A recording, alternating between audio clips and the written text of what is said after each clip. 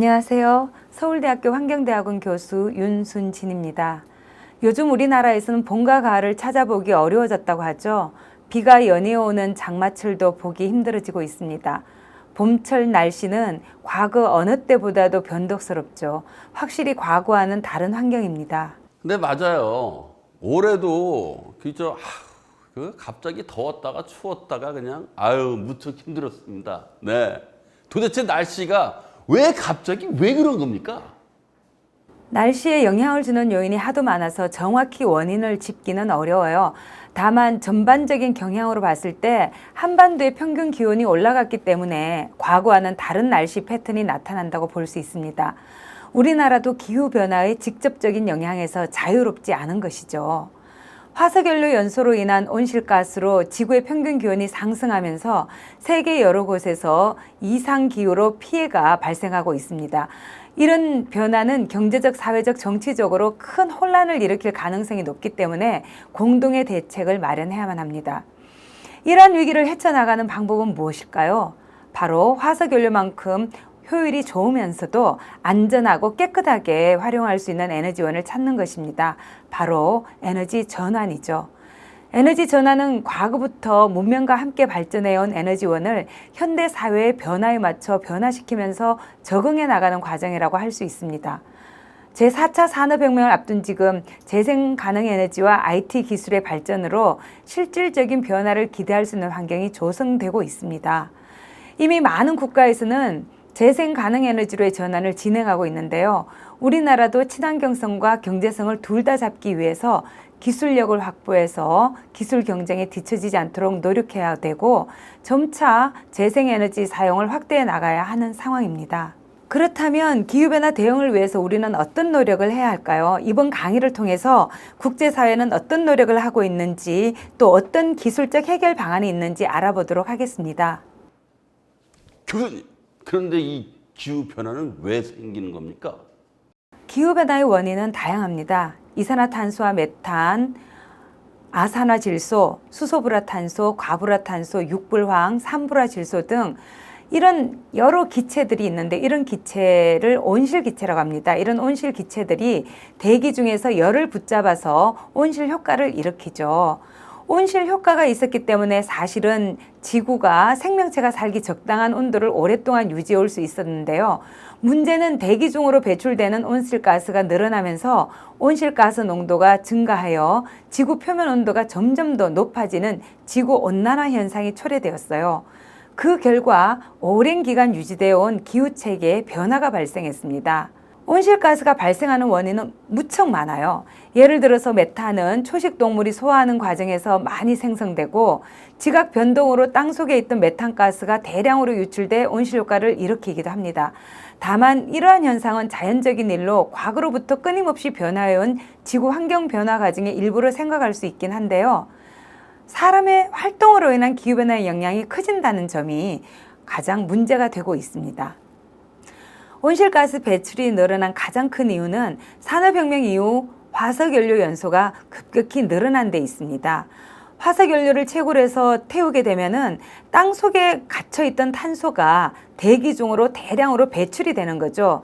이로 인해서 온실효과가 점점 더 많이 일어나게 되고 그래서 기후변화가 가속화되고 있다는 게 바로 학계의 의견입니다. 아니 그런데 지구의 평균 기온이 자꾸 오르면 좋은 거 아닙니까? 예? 아니에요? 지금은 실은 빙하기이고 고대 로마나 중세 시대 때는 지금보다 더 따뜻해서 농업 생산력이 좋았다는 말도 있었는데요. 문제는 변화의 속도겠죠. 지금 현재의 변화의 속도는 너무 빠릅니다. 이게 문제입니다. 인류가 역사를 기록한 이래 19세기까지의 기온 변화보다 19세기부터 지금까지의 변화폭이 더 큽니다. 게다가 기후변화로 인해 발생하는 이상기후는 예측이 어렵다는 것도 큰 문제이죠.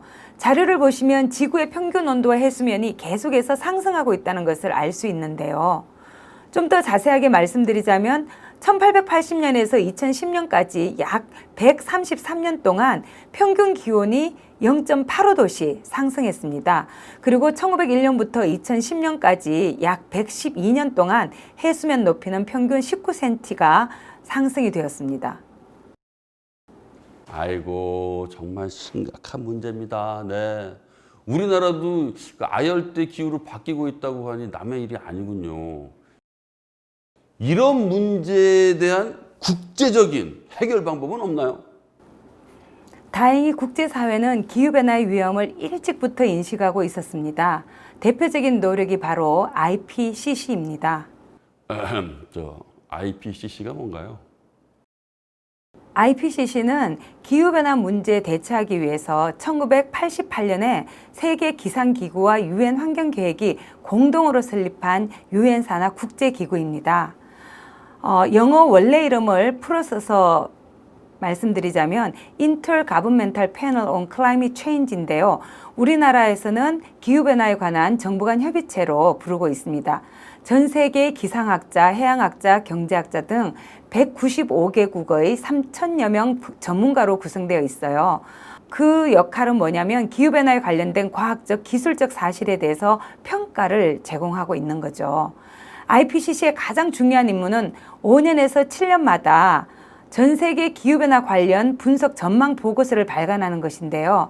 1992년에 체결된 UN 기후변화 협약, UNFCCC라고 하죠. UN 기후변화 협약과 1997년에 채택된 교토 의정서처럼 기후변화나 탄소 배출 규제 분야에서 한 획을 그었던 외교 협상 때마다 IPCC의 연구 보고서가 주요 자료로 쓰였습니다. 네, 뭐 기후변화 협약은 언론에서도 많이 들어본 적이 있습니다. 정확히 어떤 내용입니까? 유엔 기후변화 협약은 유엔 회원국이 1992년에 브라질 리우데자네이루에서 열렸던 유엔 환경개발회의에서 공식적으로 합의한 협약입니다. 기후변화를 막기 위해서 온실가스의 인위적인 방출을 규제하는 내용을 담고 있는데요. 참여 국가들은 온실가스를 줄이기 위한 전략과 목표를 세우고 이를 통계 자료와 정책 이행에 대한 보고서로 만들어서 기후변화 협약 사무국에 제출해야 합니다. 기후변화 협약 UNFCCC죠. 이걸 근거로 정기적으로 당사국 총회, 영어로 우리가 Conference of Parties라고 그래서 COP이라고 줄여서 부르는데요. 당사국 총회를 열어서 각국의 노력을 점검하고 변화된 상황에 따라서 공동의 방침을 논의하게 됩니다. COP은 1995년 독일 베를린에서 첫 번째 회의가 열렸었고요. 이후 매해 11월 말이나 12월 초에 한 번씩 열리는 당사국 총회인데요. 여기에서는 기후변화 문제에 대한 협상을 이끄는 여러 가지 논의들을 하고 있습니다. 1997년 일본 교토에서 열렸던 제3차 당사국 총회에서는 파리 협상 전까지 기후변화와 관련된 가장 중요한 국제협약이었던 교토 의정서가 채택이 되게 됩니다. 네, 뭐 교토 의정서 단어는 어디선가 들어보긴 했는데 중요한 협약이라 하셨지만 좀 자세하게 들은 내용은 없는 것 같아요, 제가.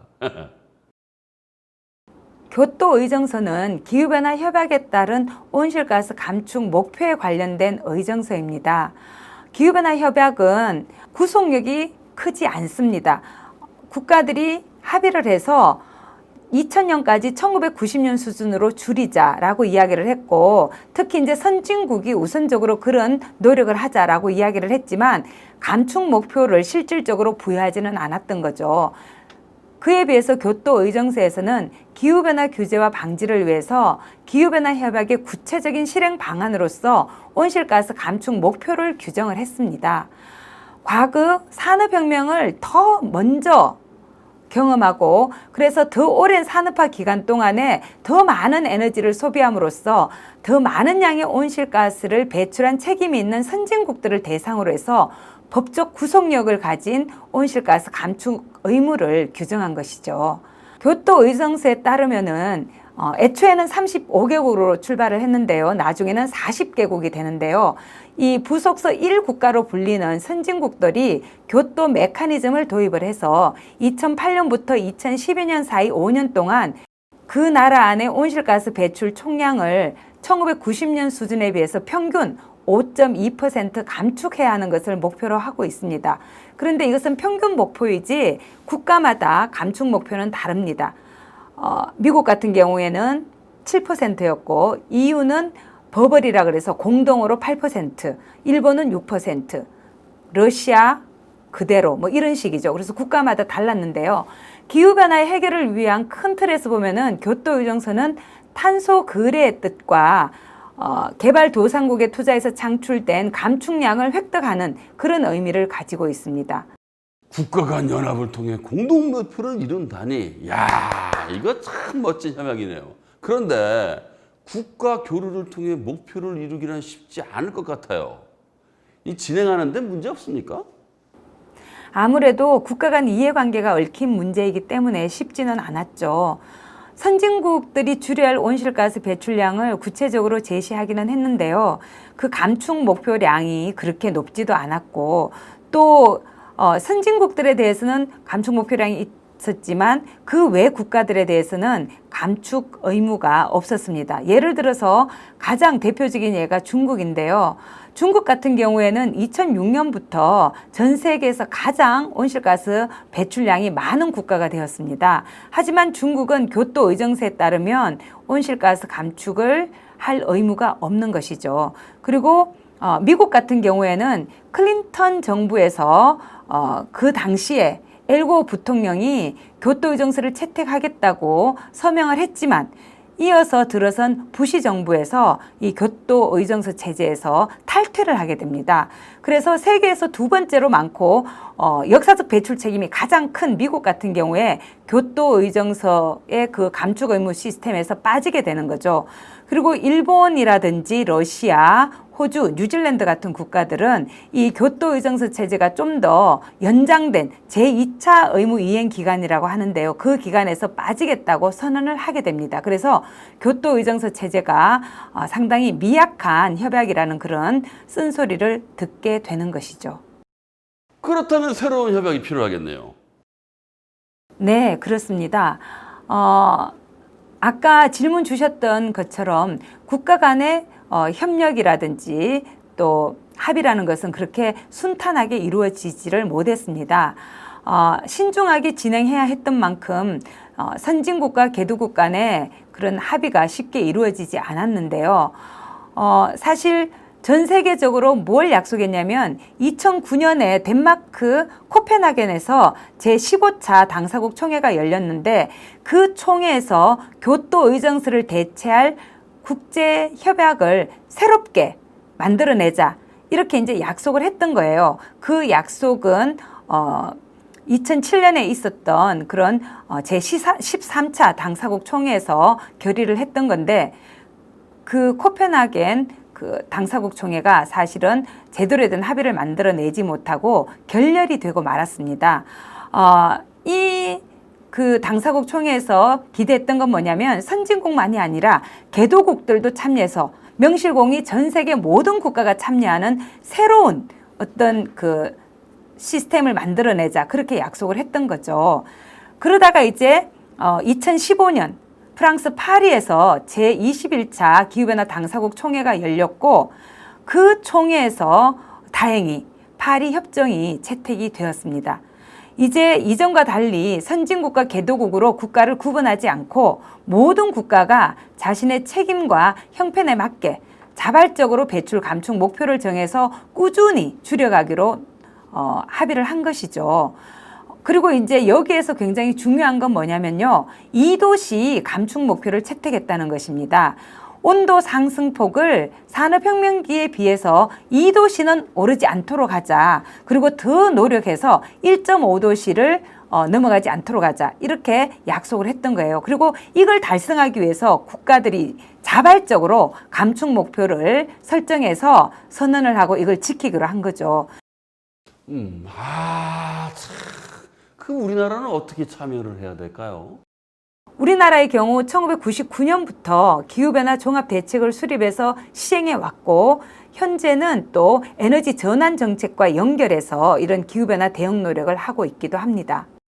기후변화에 대해서 효율적으로 우리가 대응하기 위한 방안으로 온실가스 감축, 특히 이산화탄소 감축을 통해서 저탄소 사회 구현을 목표로 해서 다양한 정책을 수립하고 기후변화 대응을 해 나가고 있는 중인데요. 이런 친환경 에너지 확대 노력은 최근 우리 국민이 가장 심각하게 생각하는 환경 문제인 미세먼지 해결과도 연결이 되어 있습니다. 왜냐하면 미세먼지가 석탄 화력 발전 시설에서 굉장히 많이 발생이 되고 특히 대도시에서는 경유차의 연소로부터 주로 배출이 되고 있기 때문에 결국은 에너지 문제하고 밀접하게 연결이 되어 있는 거죠. 특히 화석연료의 문제하고 연결이 되어 있습니다. 그래서 화석연료의 소비를 줄이는 것은 미세먼지를 줄이는 일임과 동시에 기후변화에 대응하는 길이기도 합니다.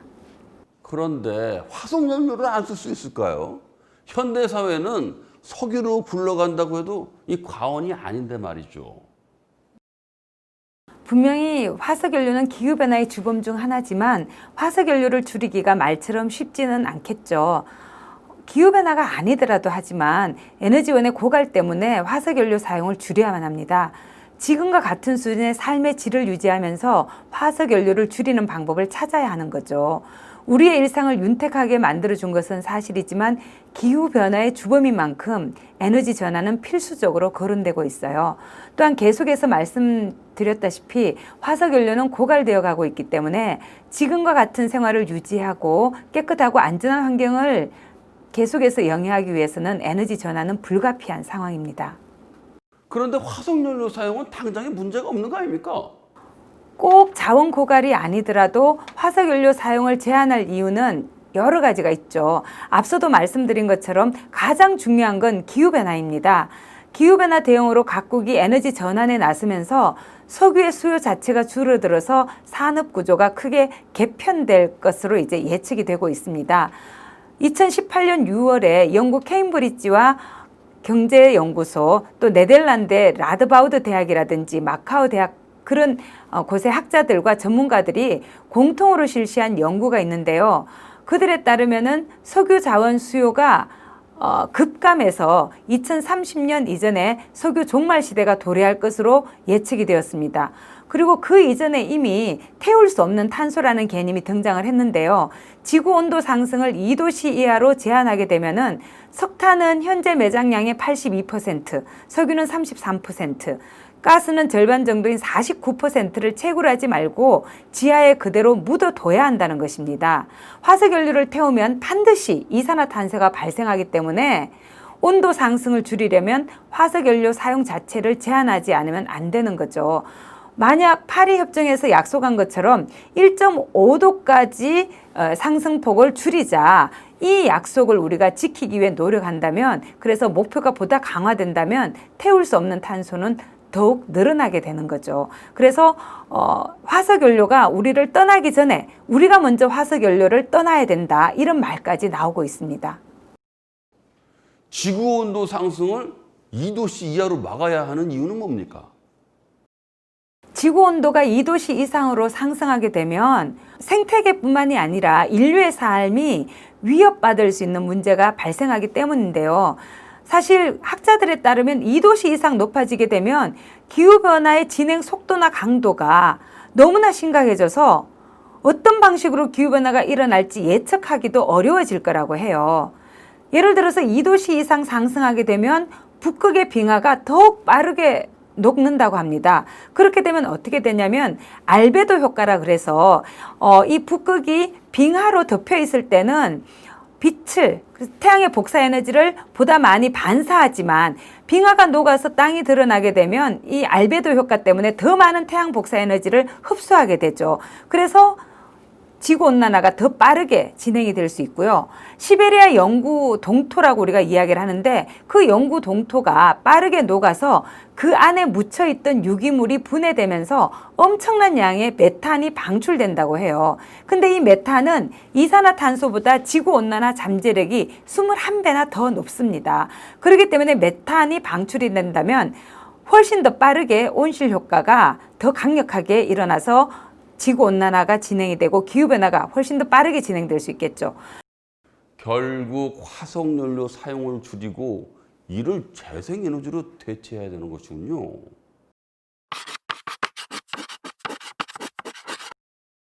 싸고 비싸고는 결국 경제적인 어떤 효율성의 문제인데요. 경제적 효율성의 의미를 새롭게 정의해야 한다는 의견이 많습니다. 지금까지는 에너지원의 경제적 효율성 측면에 환경이나 사회 갈등에 드는 비용이 반영이 되지 않았어요. 재생 가능 에너지가 비싸고 화석연료가 싼 이유는 화석연료 비용에 환경오염이나 파괴에 따른 환경비용이나 부지 선정 갈등에 따른 사회비용과 같은 그런 비용 요소들이 반영되지 않았기 때문이죠. 여기에 더해서 연구개발비나 보조금 등 겉으로 드러나지 않은 비용을 반영해서 경제적 효율성이 새롭게 평가되어야 하는 것입니다. 그리고 무엇보다 우리 시민이 에너지 문제에 대해서 공감하고 자발적으로 참여할 수 있는 그런 민주적인 제도 또한 필수적입니다. 경제적 효율성의 개념을 바꾸면 재생에너지가 어느 정도로 경쟁력이 있을까요? 앞서 4차 산업혁명을 앞둔 지금 재생에너지 기술력도 그에 맞춰서 발전하고 있다고 말씀드렸죠. 실제로 전 세계적으로 신규로 건설되는 발전소의 70%가량이 재생에너지로 채워지고 있을 정도로 재생에너지는 현재 세계적으로 빠르게 확산되고 있는 추세인데요. 미국의 에너지정보청에 따르면 대기오염과 사고위험 등 외부 비용을 반영해서 계산을 새로 해보면 2022년에는 석탄의 단가가 재생에너지보다 더 높아질 것으로 나타났다고 합니다. 실제로 국회 토론회에서 발표됐던 진원원전 또는 뜨는 에너지 자료를 보면 원전의 발전 단가는 증가하는 데 비해서 해상풍력과 육상풍력, 태양광 발전 단가는 점점 줄어들고 있다는 점을 확인할 수 있습니다. 지난 10년간 각국 정부의 정책적 지원과 관련 산업의 발전으로 인해서 태양광 발전 단가는 75%, 풍력 발전 단가는 30% 하락했습니다. 와, 석탄의 단가가 재생에너지보다 높아진다니 이거 상상이 가지 않네요. 이러한 변화가 가능했던 이유는 무엇입니까? 기술 발전도 있겠지만 재생에너지 산업의 규모가 커지면서 규모의 경제가 가능해졌기 때문이기도 합니다. 재생에너지 수요가 커지면서 시스템이 표준화되고 대량 생산이 가능해지면서 단가가 낮아졌죠.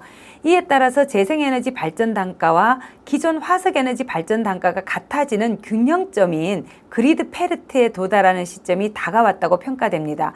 아직은 재생에너지보다 화석연료가 저렴하지만 향후 재생에너지 단가가 더 낮아질 가능성이 충분합니다. 그리드 페리티는 결정적인 순간이라고 할 수 있습니다. 재생에너지 산업이 자생력을 갖추고 시장 논리에 따라서 운영에도 충분히 경제성을 확보한다는 뜻이니까요. 더 이상 정책적인 지원이나 캠페인이 없어도 에너지 전환이 빠르게 이루어질 수 있다는 뜻입니다. 이렇게 되면 정책은 수요 관리와 계획을 보다 면밀하게 수립하는 데 집중하면 되죠. 이미 주요 선진국들은 그리드 페리티를 달성했어요. 우리나라도 2020년경에는 가정용은 물론 상업용 태양광도 그리드 페리티를 달성할 것으로 보고 있는데요. 이는 기술 개발과 대량 생산을 통해서 태양광 에너지 단가는 매년 20% 이상 하락하면서 재생에너지의 큰 문제였던 가격 문제 해결이 입증되었다는 거죠. 원래는 물론 앞으로도 전력 수요는 계속해서 증가할 텐데요. 이런 사실을 기반으로 장기적 관점에서 보면 화석연료 사용을 줄여나가면서 점차 재생 가능 에너지로의 전환을 이뤄내는 것은 환경적 측면에서 정당성과 경제성 확보라는 그런 차원에서도 필수적인 과제라고 생각할 수 있습니다. 그리고 이런 사실을 입증이라도 하듯 심지어는 글로벌 석유 기업들 또한 재생에너지를 새로운 에너지원으로 인정하고 있죠. 석유 회사들이 발빠르게 재생에너지를 확보하고 있다는 게 참 놀랍네요. 어떻게 이러한 결정을 할 수 있었을까요? 재생에너지를 확대하는 세계의 흐름을 잘 읽었다고 볼 수 있죠. 현재 경제성의 안주에서 고갈되어 가고 있는 화석연료만을 믿고 있다가는 분명 기술과 산업에서 밀려나게 될 것이기 때문입니다. 더불어 환경을 오염시킨다는 비난도 받을 수 있고 점차 화석연료 비중이 작아지는 이 시점에서 기업의 존폐가 걸린 중차대한 문제가 될 수 있는 거죠. 그리고 무엇보다 기후변화 시대이기 때문에 화석연료를 줄여나가는 것은 시대적인 대세가 될 수밖에 없습니다. 따라서 이러한 사실을 받아들이고 미리 준비해 나가는 자세가 바로 경쟁력을 확보하는 길이라고 할 수 있습니다. 이처럼 글로벌 기업들의 사례를 볼 때 에너지 전환은 장기적인 계획으로 장기 목표를 정하고 정책과 합의에 의해서 에너지원과 더불어서 사회 체계를 점진적으로 변화시켜 나가는 그런 과정이 되어야 한다고 볼 수 있습니다. 이 과정에서 에너지 전환 정책을 만드는 일에 수많은 논의와 시행착오와 또 토론이 필요하겠죠. 우리나라도 구체적인 데이터와 합의를 바탕으로 온실가스 감축, 에너지 수요 관리, 에너지 믹스 조정, 재생에너지 확대, 효율 개선, 이런 목표를 제대로 실현하기 위한 정책을 만들어 가야 되고요. 경쟁력 확보를 위한 기술 개발에도 힘써야 합니다. 에너지 전환은 발전 방식의 변화만을 뜻하지 않습니다. 재생에너지 발전이 확대되는 한편에서는 시장 구조의 총체적인 변화도 일어나고 있기 때문이죠. 특히 정보통신 기술의 발전으로 에너지의 공급과 수요 측이 쌍방향으로 교환이 가능해지면서 중앙 집중형 시스템에서 분산형 시스템으로 에너지망이 변화하고 있습니다. 이로 인해서 공급자와 수요자가 시장에 함께 참여할 수 있게 되었고 에너지 산업의 효율성이 확대될 것으로 기대되고 있습니다. 또한 제4차 산업혁명의 핵심인 네트워크, 인공지능, 클라우드, 빅데이터 분석 기술 등 에너지 사용을 자동적으로 최적화해서 제한하는 시스템을 구축할 수 있게 되었는데요. 특히 빅데이터 분석을 기반으로 에너지 서비스 관련 수익 모델까지 개발되면서 다양한 서비스 산업이 성장할 것으로 전망되고 있습니다. 에너지 공급과 수요가 이게 교환될 수 있다니 참 신기하네요. 4차 산업혁명이 에너지 전환에는 어떠한 영향을 주는 겁니까? 4차 산업혁명으로 바뀔 에너지 시장의 풍경은 다양합니다. 먼저 발전소나 전력망의 운영에 있어서 전력의 생산과 배분 또 공급 관점의 정보를 인식하고 분석함으로써 전 시스템 과정의 최적화된 운영이 가능하게 될 것이죠. 독일이 가상 물리 시스템을 구축해서 지능적인 제품 생산과 에너지 사용의 효율성을 높인 운영 시스템을 자동적으로 운영하고 있는데요. 생산 과정에 4차 산업혁명의 최첨단 기술들을 적용해서 스마트한 제조 공정을 추진한 것이 대표적인 사례라고 할 수 있습니다. 둘째로는 저탄소 에너지 시스템으로 전환하는 과정에서 기존 설비에 대한 최적화가 가능하게 되고요. 또 기술이 발달하면서 생산과 유통의 변화가 일어나서 에너지 생산과 소비가 동시에 가능해지게 됩니다. 여기서 에너지 저장 기술은 분산형 시스템과 결합되면서 마이크로그리드, 가상 발전소 등의 운영에 있어서 아주 중요하게 여겨지는데요. 마이크로그리드나 가상 발전소와 에너지 관련 시스템이 통합적으로 운영되면 제4차 산업혁명 기술 적용이 전력 생산과 소비를 최적화할 수 있는 방식으로 이루어지게 됩니다. 에너지 저장 시스템은 전력망에서 저수지 역할을 해서 에너지 시스템의 안정성을 한층 높여줄 수 있게 됩니다. 셋째로는 수요 관리 부문에서 ICT 기반을 에너지 절약과 수요 관리를 강화하면서 새로운 서비스나 비즈니스 모델을 개발 제공하는 데 큰 도움이 될 것으로 보이는데요. 이는 전부 빅데이터 분석이 가능하기 때문입니다. 빅데이터 분석은 에너지 소비 패턴을 분석하고 소비자에게 맞는 맞춤형 요금제 서비스를 개발해서 에너지 사용을 최적화할 수가 있게 되죠. 이처럼 분산형 시스템과 4차 산업혁명의 기술의 결합은 스마트화를 촉진시키는데요. 최근에는 블록체인 기술까지 더해져서 송전 시 전기와 거래 내역이 기록되는 데이터를 보내면 어떤 공급과 수요가 일어났는지 또 누가 전기를 얼마나 팔았는지 복잡한 절차 없이 쉽게 증빙할 수 있게 되어서 송전 사업자가 개입하지 않아도 개인 간 전력 거래를 자유롭게 할 수 있게 될 것 같습니다. 그렇다면 굉장히 투명하게 거래가 운영될 수 있겠네요. 네, 아마 그렇게 되겠죠. 네트워크 상에 있는 모든 공급자와 수요자가 참가하고 거래 내역이 담긴 데이터가 공개되기 때문에 거래의 투명성이 높아질 수밖에 없습니다. 또한 시장 진입의 장벽이 낮아지기 때문에 에너지 프로슈머들의 시장 참여가 훨씬 더 수월해질 것으로 기대되는데요. 무엇보다 소득 계층에 따른 에너지 불평등 해소가 이루어질 것으로 기대가 되고 있습니다. 이처럼 분산형 시스템과 ICT 기술의 확산과 만남은 관련 산업의 새로운 패러다임을 불러일으키고 있는데요.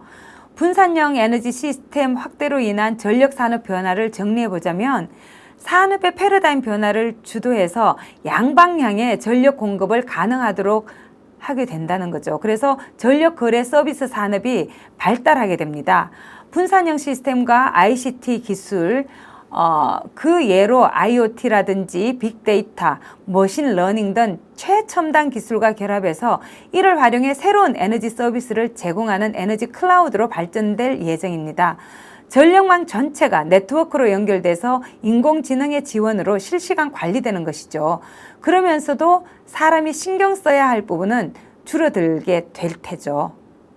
이에 따라서 신재생 에너지와 에너지 저장 시스템, 수요 자원 거래 시장 등 분산된 전력을 모아서 안정적인 에너지 공급이 가능한 가상 발전소에 대한 관심과 필요성이 증가되고 있는 그런 추세입니다.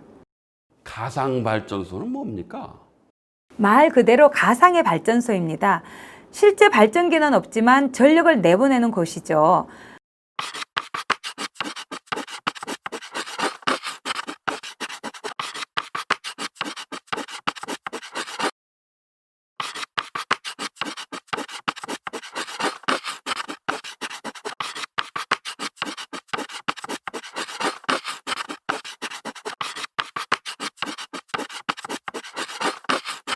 즉 여러 커뮤니티에서 생산된 전력을 기존 중앙 집중형 발전소와 동일하게 운영 가능하는 것이라고 할 수 있죠. 그렇다면 교수님 가상 발전소가 왜 필요한 거예요? 다양한 이유가 있는데요. 첫 번째로는 IT 혁신을 통해서 전력 배분의 가치를 높여서 소프트웨어, 스마트 그리드를 활용해서 원격으로 분산된 시스템을 운영할 수 있다는 점. 또 두 번째는 최첨단 기술을 통합해서 최적화함으로써 수동적인 소비자를 에너지 시민으로 변화시켜서 적극적인 에너지 프로슈머로 전환을 가능하게 한다는 것이에요. 세 번째로는 대규모 업데이트가 없더라도 기존의 시스템을 통해 공급을 늘릴 수 있고, 또 마지막으로는 저비용으로도 친환경적인 시스템 균형 유지가 가능하기 때문입니다. 그 우리나라에서 가상 발전소 상황은 어떻습니까? 우리나라 또한 에너지 절약을 통해서 전력의 공급을 확보할 수 있는 모델로 가상 발전소가 발전이 되고 있는데요. 6개의 기업이 시범 사업으로 전력 거래소와 MOU, 양해각서죠. MOU를 체결해서 참여했죠. 근데 2년 동안 전기사업법의 통과가 어렵게 되면서 기술을 확보했음에도 불구하고 안타깝게도 제대로 진행이 되지 않고 있습니다. 그런데 2018년 5월 29일 전력중개사업, 전기자동차 충전사업이 생겨나면서 전력중개사업자는 전력을 판매하거나 중개인으로서 수수료를 통해 수익 창출이 가능하게 되었어요. 이처럼 4차 산업혁명과 기술 발달은 에너지 운영 시스템 개발을 가능하게 했고요. 다양한 서비스를 창출해냄으로써 새로운 일자리를 만들어내고 산업 전체 시스템의 스마트화를 촉진하는 데 기여하고 있습니다. 전기를 만드는 기업의 변화는 알겠는데, 그러면 전기를 쓰는 기업들은 어떤 움직임을 보이나요? 좋은 질문인데요. 4차 산업혁명을 맞아서 기술 발전과 함께 에너지 분야는 날이 갈수록 성장하고 있는데, 그에 맞춰서 친환경 발전 시스템으로 재편하는 추세죠. 그 일환으로 2025년이나 2030년 등 향후 일정 연도까지 재생에너지로 생산된 전기만 쓰겠다고 선언해서 RE100이라고 불리는 기업들이 등장하고, 또 참여 기업이 계속해서 늘어가고 있습니다. RE100이란 유수한 글로벌 기업들이 주목하는 재생에너지 캠페인을 말합니다. RE100은 2014년 뉴욕에서 시작되었는데요. 독특한 점은 에너지 소비자인 기업들이 가입 대상이란 것이죠. 친환경적인 재생에너지의 사용과 보급 확대를 희망하는 기업들의 자발적인 참여로 이루어졌다는 게 굉장한 특징입니다. 이는 에너지 설비 보급이 기술 향상에 따라 공급자만 할 수 있는 역할이라는 고정관념을 탈피해서 소비자의 시장 참여와 영향력 확대를 넓혀서 친환경적인 재생에너지로의 전환을 촉진하는 계기를 마련했다고 볼 수 있습니다. 아리백 이니셔티브에 가입한 기업들은 기업의 현실에 맞는 재생에너지 사용 목표를 제시하고 태양, 지열, 수력, 풍력, 바이오매스 등 재생 가능한 에너지원을 사용해서 생산되는 전력의 사용 실적을 주최 기관에서 제공한 기술 기준에 맞춰서 매년 실적 리포트를 제출하게 됩니다. 왜 기업들은 갑자기 알리백을 선언했나요? 이런 글로벌 기업의 목표는 단 하나, 바로 친환경. 보다 구체적으로 이야기하자면 기후변화를 막기 위해서 탄소 발생을 줄이려는 그런 노력의 일환이라고 할 수 있습니다. 윤리적으로도 명분이 좋고 비용도 그리 들지 않으면서 무엇보다도 기업의 이익이 되기 때문이죠. 좀 더 자세하게 내용을 살펴보자면 첫 번째로는 우호적인 정책 여건이 조성되고 있기 때문입니다. 글로벌 국가들의 과감한 재생에너지 보급 목표 설정과 다양한 지원 정책 시행, 그리고 시장 내 투자 불확실성 이런 것들이 대폭적으로 줄어듦으로써 기업들의 재생에너지 투자를 늘리고 거래를 용이하게 하였습니다.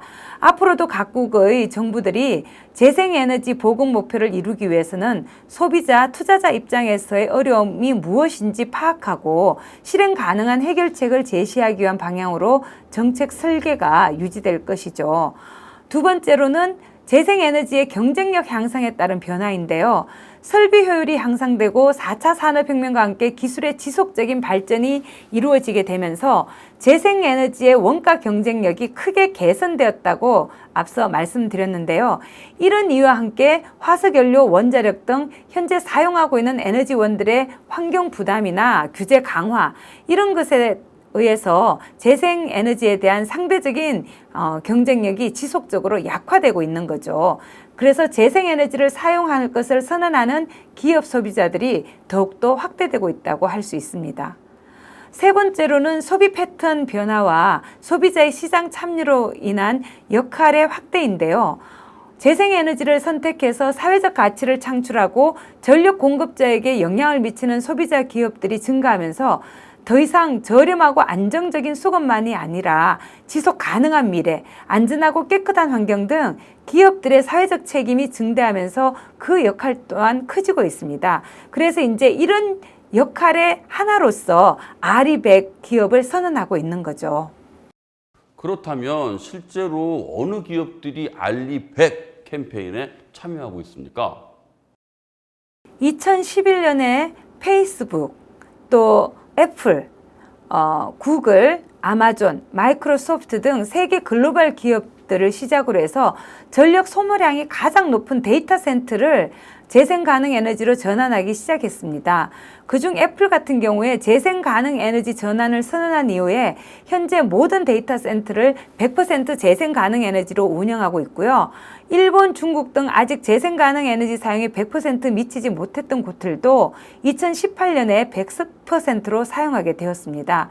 또한 제품이나 생산 과정에서 유해 물질을 제거하겠다는 목표를 설정했는데 이는 이미 2012년에 달성했다고 해요. 이후 구글도 자사 운영에 필요한 에너지원을 100% 재생 가능 에너지로 전환하기로 선언을 했고요. 2017년에는 100% 재생 가능 에너지 사용을 달성했습니다. 5년에 걸친 이 과정에서 구글은 세계 20개 이상의 재생 가능 에너지와 관련된 프로젝트와 계약을 맺고 지금까지도 진행을 하고 있는데요. 재생 가능 에너지를 구매하고 소비하면서 지역과 경제 활성화는 물론 일자리 창출까지도 가능하게 되었습니다. SNS의 대표 선두주자인 페이스북도 재생 가능 에너지로의 전환에 동참했는데요. 국제환경단체인 그린피스가 석탄과 친구 끊기 캠페인을 시작했을 때 페이스북 사용자들의 적극적인 참여로 인해서 장기적으로 100% 재생 가능 에너지로의 전환을 이뤄낸 최초의 IT 기업이 된 거죠. 오, 정말 그 누구나 다 아는 기업들이 캠페인에 참여하고 있군요. 우리나라에서 참여하고 있는 기업들도 있어요? 국내에서는 기업들이 재생에너지로 생산된 전력을 구매하고 싶어도 아직은 시스템이 마련되어 있지 않아서 참여하기 어려운 그런 상황입니다.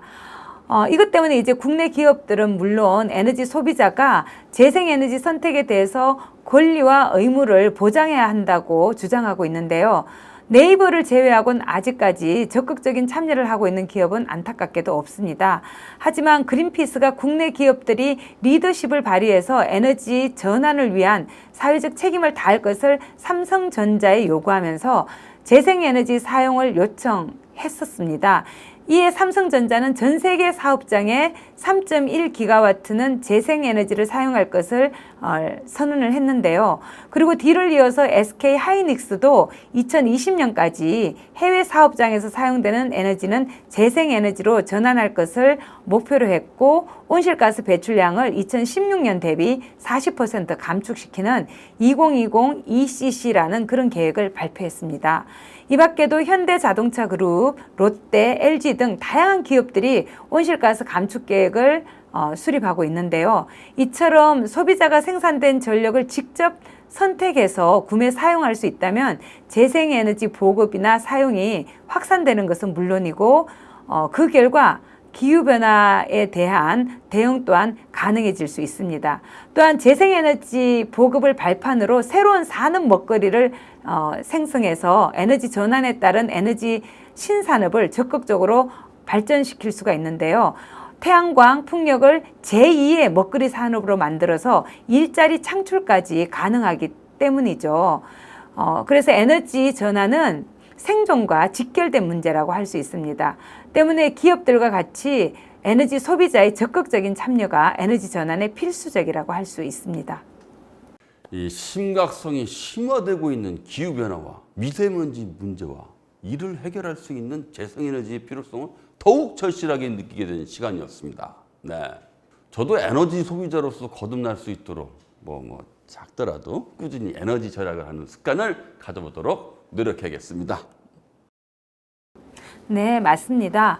기후변화로 인한 사회적 비용이 증가하자 정부와 기업 모두 에너지 소비를 줄이면서 재생에너지 사용을 늘려나가는 노력을 지속적으로 추구하고 있는데요. 가장 빨리 기후변화의 위험을 벗어나는 변화를 이끌어낼 수 있는 방법은 당장 우리가 먼저 실천할 수 있는 노력을 이행해 나가는 것이죠.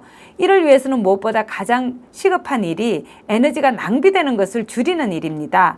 전력 소비만 문제되는 것이 아니라 전력 생산에서 발생하는 이산화탄소 비중이 가장 높은 만큼 전력 소비를 줄여나가는 게 무척이나 중요합니다. 일반 시민들은 소비자로서 전기나 도시가스, 자동차 연료 형태로 에너지를 직접 소비하기도 하지만 모든 물건이나 먹거리를 만들고 수송할 때, 또 소비하고 남은 쓰레기를 처리할 때도 에너지가 필요하기 때문에 에너지와 밀접한 삶을 살고 있는 우리는 어떻게 에너지를 절약할 수 있는가에 대해서 함께 고민을 해야 합니다.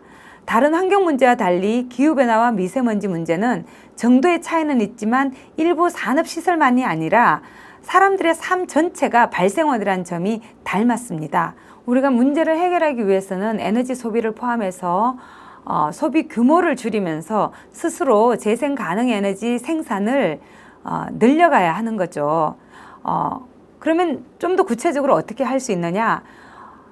효율 높은 제품을 선택해서 사용하고 또 우리 생활 곳곳에서 발견할 수 있는 그런 에너지 낭비를 줄여나가는 것이 무엇보다 중요합니다. 기후변화와 미세먼지 문제는 누군가가 해결해 줄 수 있는 그런 문제라기보다는 나 스스로, 나부터 시작할 수 있는 그런 범지구적인 문제이며 바로 우리 삶 속에서 일어나고 있는 그런 문제입니다.